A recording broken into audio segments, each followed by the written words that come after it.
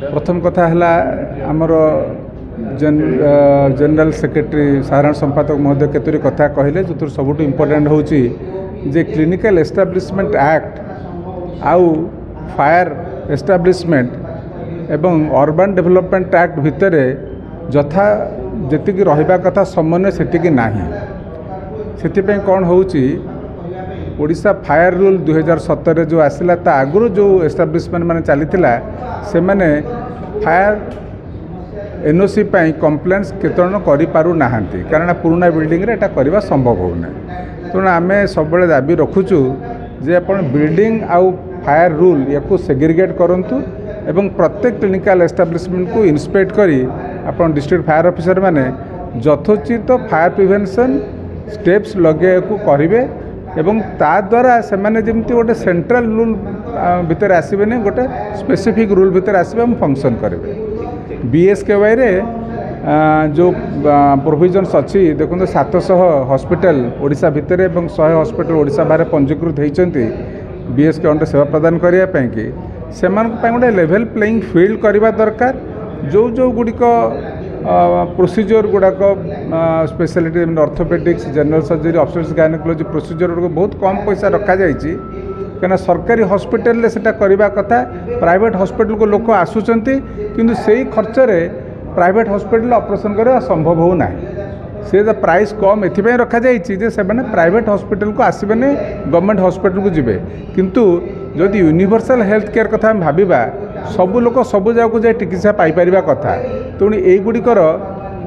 जो सीमा अच्छी आम बढ़ेवा को रिक्वेस्ट करुचु ता छड़ा आउ केतोटी रेफरल सिस्टम कथा मुझे कहबी जोटी जे केतोटी रोग अच्छी जो गोटे रेफरल दरकार पड़ुछि किंतु सबू लोक से विषय जानी ना से आसिक हॉस्पिटल पहुँचला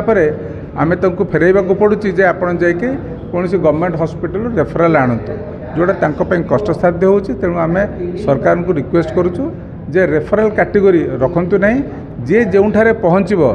से मुहूर्त जमी से सबू चिकित्सा सुविधा पाइब से सरलीकरण करंतु पंजीकरण रे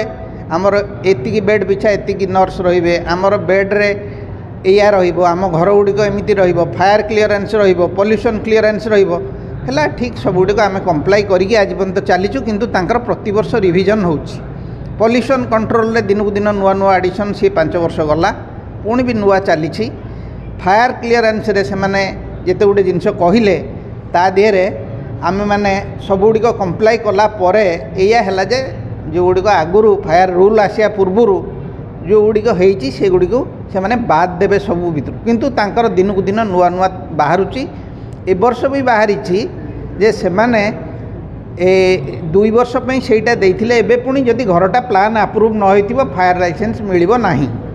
आमर रजिस्ट्रेशनटा 5 वर्ष होइची पंजीकरण किंतु से माने फायरटा 2 वर्ष दौरान तापर पुणी मना कर दौरान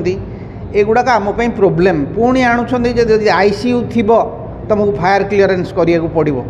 यही रकम आमको नाना प्रकार असुविधा पकाउछंती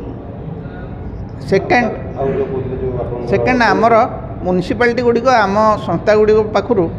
बहुत गुड़े ट्रेड टैक्स दाबी करुच्ची कौटी 5,000 कौटी 3,000 प्रथम थिला जे गुड़िक सर्विस इंस्टीट्यूशन आम से किसी नबुनी किंतु एबे 5,000 जगार से 20,000 30,000 विभिन्न डिस्ट्रिक्ट दाबी करुँच जोटा कि असंभव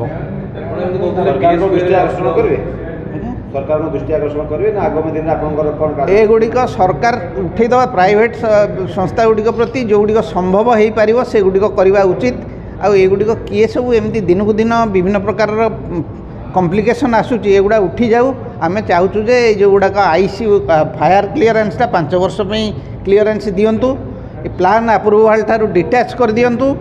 आईसीयू ठारू भी डिटैच कर दिंतु यहाँ आम चाहूँ आउे ट्रेड टैक्स उठे दिंतु